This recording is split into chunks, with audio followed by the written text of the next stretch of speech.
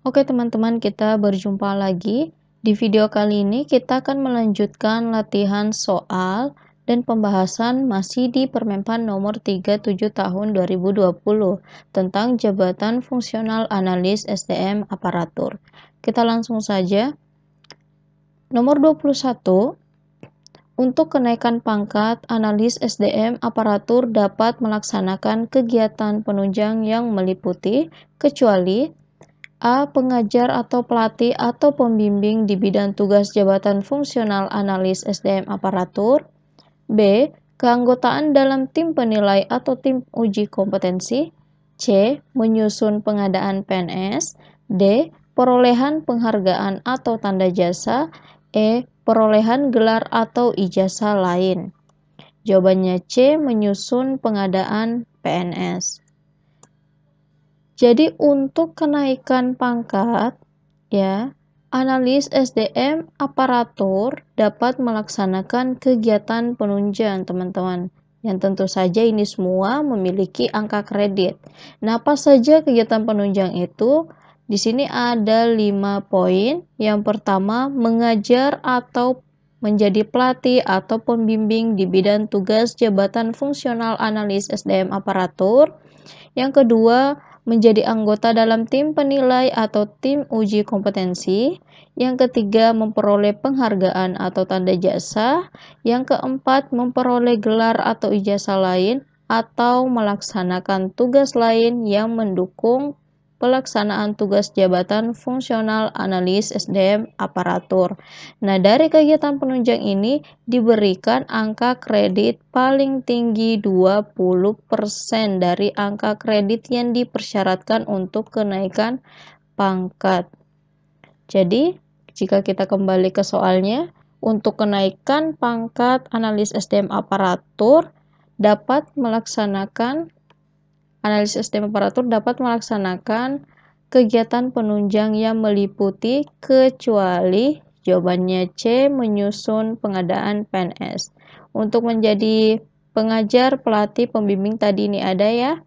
Menjadi anggota tim penilai juga ada, memperoleh penghargaan atau tanda jasa juga ada tadi, memperoleh gelar atau ijazah lain juga ada. Berarti yang tidak ada adalah C. Di sini karena kecuali jadi jawabannya C.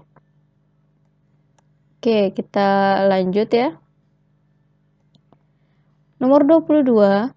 Analis SDM aparatur ahli media yang akan naik jenjang jabatan analis SDM aparatur ahli utama harus berpendidikan paling rendah A. Diploma 4, B. Sarjana, C. Magister, D. Doktor, E. Postdoktoral. Jawabannya C. Magister. Untuk seorang analis SDM aparatur ahli media yang akan naik ke jenjang jabatan analis SDM aparatur ahli utama itu harus memenuhi kualifikasi pendidikan paling rendah magister di bidang yang sesuai dengan tugas jabatan yang ditentukan oleh instansi pembina. Berarti jawabannya sini adalah C, magister. Oke, kita lanjut. Nomor 23, salah satu kegiatan pengembangan profesi yang dapat dilakukan oleh analis SDM aparatur adalah A. Menyusun kebutuhan aparatur sipil negara, B. Menyusun rancangan pengadaan aparatur sipil negara, C. Menyusun karya tulis atau karya ilmiah di bidang tugas jabatan fungsional analis SDM aparatur, D. Menyusun kerangka kerja pangkat dan jabatan ASN, E. Menyusun pola karir ASN. Jawabannya C. Menyusun karya tulis atau karya ilmiah di bidang tugas jabatan fungsional analis SDM aparatur. Dalam kegiatan pengembangan profesi, ya, itu terdapat beberapa kegiatan, ada 6, teman-teman. Jadi untuk kegiatan pengembangan profesi analis SDM aparatur itu meliputi pertama, memperoleh ijazah atau gelar pendidikan formal sesuai bidang tugas jabatan fungsional analis SDM aparatur. Yang kedua, menyusun karya tulis atau karya ilmiah di bidang tugas jabatan fungsional analis SDM aparatur. Yang ketiga, penerjemahan atau penyaduran buku dan bahan-bahan lain di bidang tugas jabatan fungsional analis SDM aparatur. Yang keempat, menyusun standar atau pedoman atau petunjuk pelaksanaan atau petunjuk teknis di bidang tugas jabatan fungsional analis SDM aparatur. Yang kelima, mengembangkan kompetensi di bidang tugas jabatan fungsional analis SDM aparatur. Dan yang terakhir, melaksanakan kegiatan lain yang mendukung pengembangan profesi yang ditetapkan instansi pembina di bidang tugas jabatan fungsional analis SDM aparatur. Jadi inilah poin-poin untuk kegiatan pengembangan profesi analis SDM aparatur. Kita kembali ke soal. Jadi salah satu kegiatan pengembangan profesi yang dapat dilakukan oleh analis SDM aparatur adalah menyusun karya tulis atau karya ilmiah di bidang tugas jabatan fungsional analis SDM aparatur. Jadi jawabannya C. Oke, kita lanjut poin yang ini ya, tadi menyusun karya tulis atau karya ilmiah di bidang tugas jabatan fungsional analis SDM aparatur. Oke, kita lanjut. Nomor 24, bagi analis SDM aparatur yang akan naik ke jenjang ahli madya dan ahli utama, wajib melaksanakan kegiatan pengembangan profesi jabatan fungsional analis SDM aparatur dengan angka kredit sebesar A 3 dan 6, B 4 dan 7, C 5 dan 10, D 6 dan 12, E 7 dan 21. Jawabannya D 6 dan 12. Jadi untuk analis SDM aparatur yang akan naik jenjang ke ahli madya dan ahli utama itu wajib melaksanakan kegiatan pengembangan profesi jabatan fungsional analis SDM aparatur dengan angka kredit pengembangan profesi yang disyaratkan. Yang disyaratkan. Untuk analis SDM aparatur ahli muda yang ingin naik ke jenjang ahli madya itu wajib mengumpulkan angka kredit dari pengembangan profesi sebesar 6 angka kredit. Nah, untuk analis SDM aparatur ahli madya yang ingin naik ke jenjang ahli utama itu wajib mengumpulkan angka kredit dari pengembangan profesi sebesar 12 angka kredit. Jadi di sini jawabannya 6 dan 12. Jadi jawabannya D, 6 dan 12. Jadi untuk ahli muda yang ingin naik ke ahli madya atau ahli madya ingin naik ke ahli utama itu wajib mengumpulkan angka kredit dari pengembangan profesi yang disyaratkan ya teman-teman. Ahli muda ke ahli madya itu 6, kreditnya harus 6 dari pengembangan profesi. Ahli madya ke ahli utama itu harus mengumpulkan angka kredit sebesar 12 dari kegiatan pengembangan profesi. Oke, kita akan lanjutkan. Nomor 25. Analis SDM aparatur yang terdiri dari 2 orang penulis secara bersama-sama membuat karya tulis atau karya ilmiah di bidang tugas jabatan fungsional analis SDM aparatur diberikan angka kredit sebesar A 60% bagi penulis utama dan 40% bagi penulis pembantu, B 50% bagi penulis utama dan 50% bagi penulis pembantu, C 60%, 65% bagi penulis utama dan 35% bagi penulis pembantu, D 70% bagi penulis utama dan 30% bagi penulis pembantu, E 90% bagi penulis utama dan 10% bagi penulis pembantu. Jawabannya A 60% bagi penulis utama dan 40% bagi penulis pembantu. Ini adalah analis SDM aparatur yang terdiri dari 2 orang penulis ya. Ini 2 orang penulis.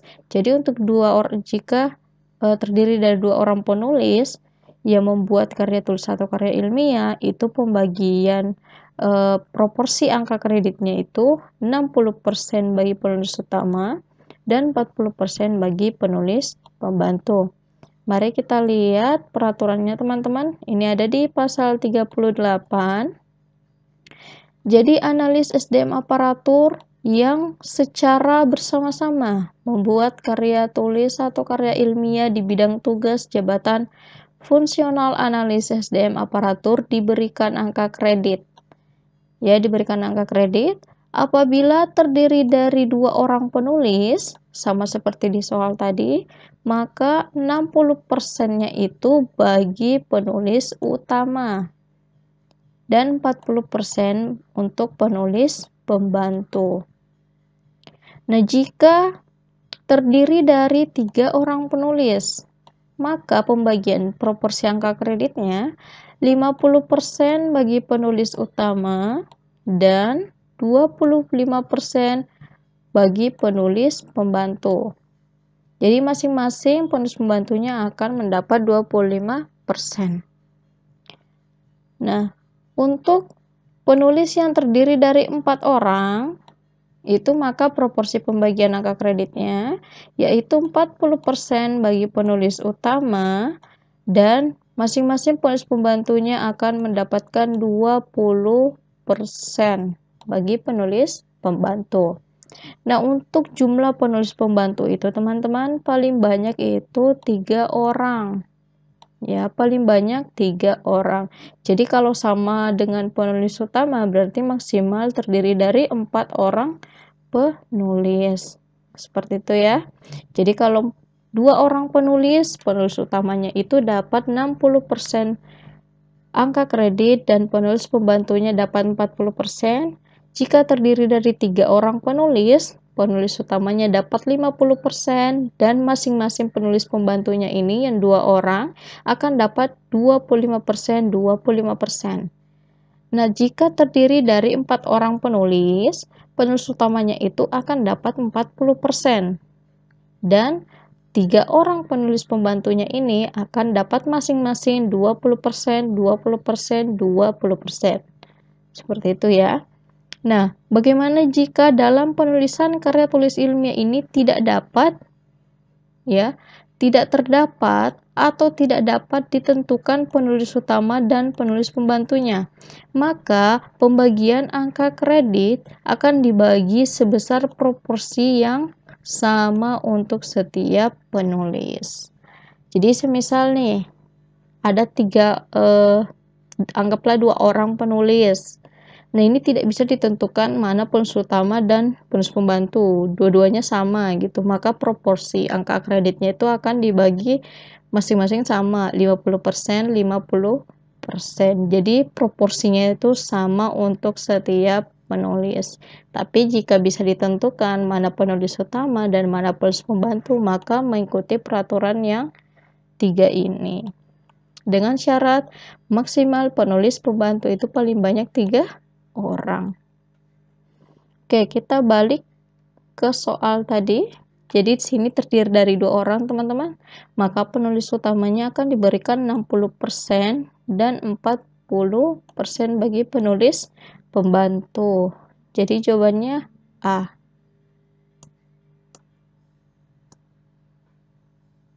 Oke, kita lanjut. Nomor 26. PNS yang menduduki jabatan fungsional analis SDM aparatur harus memenuhi standar kompetensi yang meliputi A. Kompetensi akademis, kompetensi struktural, dan kompetensi manajemen. B. Kompetensi analis, kompetensi struktural, dan kompetensi manajerial. C. Kompetensi teknis, kompetensi sosial, kultural, dan kompetensi manajerial. D. Kompetensi teknik, kompetensi struktural, dan kompetensi manajemen.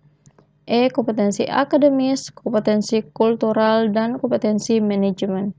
Jawabannya C. Kompetensi teknis, kompetensi sosial, kultural, dan kompetensi manajerial. Jadi ini adalah standar kompetensi seorang analis SDM aparatur. Oke, kita lihat peraturannya. di bab 11 tentang kompetensi. Bagian pertama yaitu tentang standar kompetensi.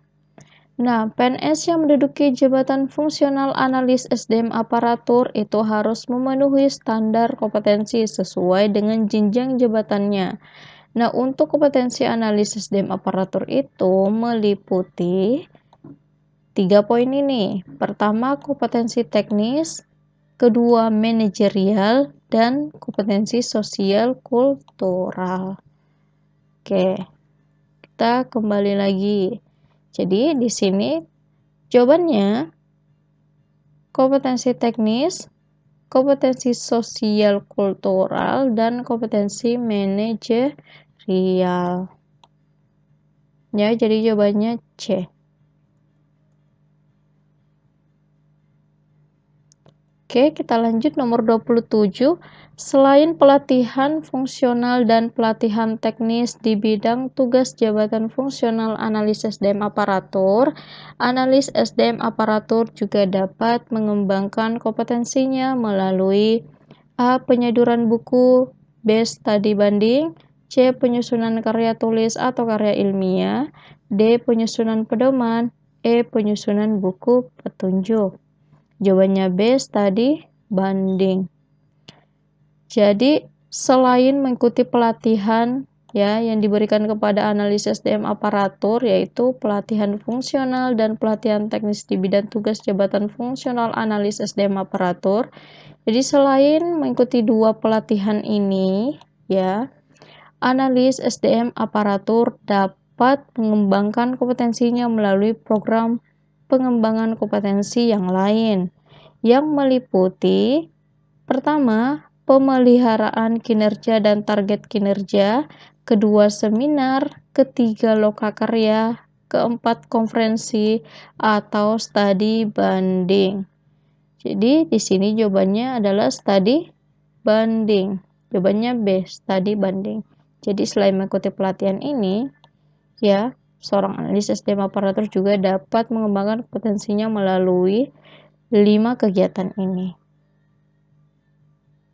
Oke, kita lanjut ya teman-teman.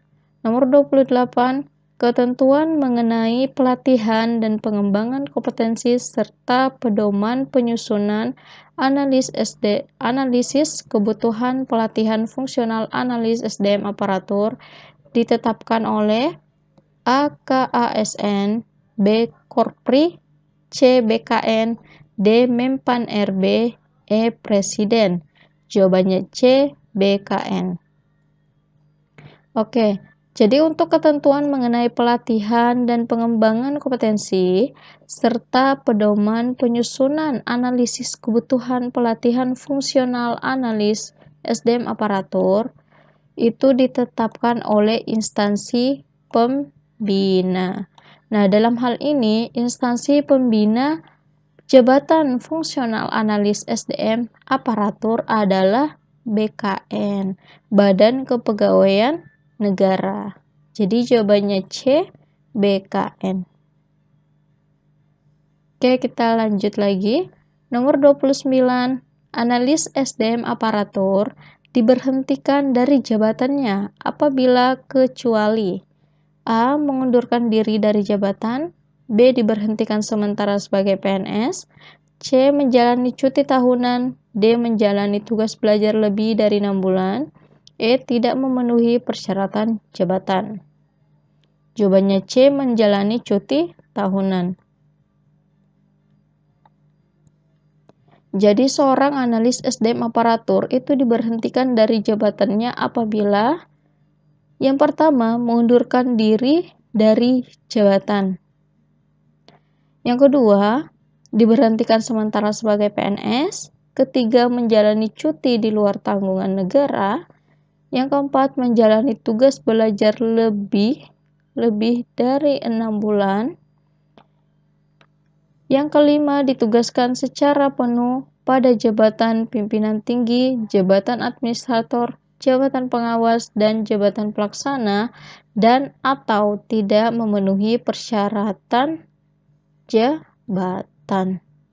Jadi, keenam hal ini dapat menjadi penyebab analis SDM aparatur diberhentikan dari jabatannya. Nah, jika mengundurkan diri dari jabatan, otomatis pastinya harus memiliki alasan ya, alasan yang dapat diterima. Apakah memang alasannya itu menyebabkan dia tidak bisa bekerja lagi sebagai seorang analis SDM aparatur. Nah, untuk poin ke-6 ini tidak memenuhi persyaratan jabatan. Contohnya seperti misal kualifikasi pendidikannya tidak sesuai. Nah, kita tahu bahwa tadi ya di soal di awal-awal itu bahwa seorang ahli media untuk naik ke ahli utama wajib memiliki minimal pendidikan magister. Nah, jika seorang analis SDM aparatur itu sudah memang harus naik ke jenjang ahli utama, tapi kualifikasi pendidikannya tidak memenuhi syarat untuk jabatan ahli utama, maka dia akan diberhentikan sebagai seorang analis SDM aparatur. Jadi ini diberhentikan dari jabatannya ya teman-teman, bukan diberhentikan sebagai PNS, oke? Ini diberhentikan dari jabatannya. Seperti itu.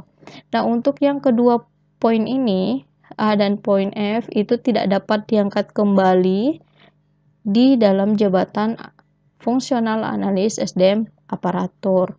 Nah, untuk poin B dan poin E sampai poin E ini dapat diangkat kembali jika terdapat jabatan yang lowong. Seperti itu. Oke, kita kembali ke soal. Jadi, di sini karena ada kata kecuali, berarti yang bukan penyebab analis SDM aparatur diberhentikan yaitu menjalani cuti tahunan. Ya, jadi kalau menjalani cuti tahunan ya tidak diberhentikan dari jabatannya karena ini memang hak PNS. Oke. Nah, yang diberhentikan sementara itu menjalani cuti di luar tanggungan negara. Oke, kita lanjut ya teman-teman. Nomor terakhir, pelatihan teknis atau magang di bidang tugas jabatan fungsional analis SDM aparatur selama 40 jam dan memperoleh sertifikat akan mendapatkan angka kredit sebesar A0,5, B1, C2, D3, E6. Jawabannya B1. Oke, 40 jam ya. Nah, teman-teman bisa lihat di butir kegiatan tentang pelatihan. Nih ya, pelatihan teknis atau magang.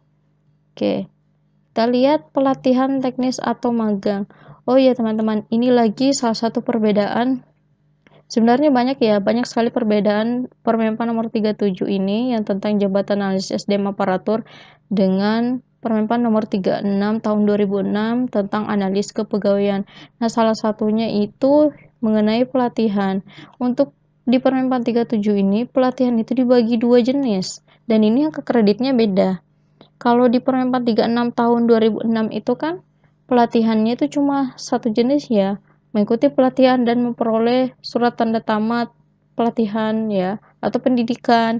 Itu angka kreditnya ini pakai yang ini. Nah, ternyata untuk di Permenpan 37 ini yaitu dibagi dua jenis pelatihannya. Nah, yang pertama itu ada pelatihan teknis atau magang. Yang kedua itu ada pelatihan manajerial atau sosial kultural. Dan ini angka kreditnya beda. Oke, jadi ini saya rasa perlu teman-teman perhatikan ya. Andaikan angka kreditnya sama, oke lah, tapi ini angka kreditnya beda. Jadi ini harus teman-teman perhatikan jenisnya, mengikuti pelatihan apa gitu. Nah, kalau di soal saya bikin pelatihan teknis atau magang. Berarti masuk ke poin nomor 3 ya. Pelatihan teknis atau magang di bidang tugas jabatan fungsional analis SDM aparatur dan memperoleh sertifikat. Tadi selama 40 jam ya teman-teman. Tadi saya bikin selama 40 jam. Nah, kalau 40 jam berarti masuk di mana? Masuk di sini ya. Di antara 30 dan 80. Jadi, angka kreditnya sebesar Ya. Nah, ini teman-teman perlu perhatikan nih, kalau di tahun lalu itu saya dapat pertanyaan mengikuti pelatihan lamanya lebih dari 960 jam. Tapi dulu teman-teman di Permenpan 36 tahun 2006 itu pelatihannya satu jenis saja. Jadi yang perlu kita hafalkan cuma ini saja. Nah, ini pelatihannya ada 2 jenis. Nggak tahu nanti teman-teman dapat pertanyaan yang mana, seperti itu. Ini jadi PR lagi. Oke. Ini juga ada pelatihan fungsional, ada seminar lokakarya, itu angka kreditnya berbeda ya. Oke. Jadi kita kembali ke soal. Untuk lamanya antara 30 sampai 80 jam itu angka kreditnya 1. Nah, ini selama 40 jam berarti antara 30 dan 80 ya, teman-teman. Dan 80 jam. Maka angka kreditnya 1. Jadi jawabannya B.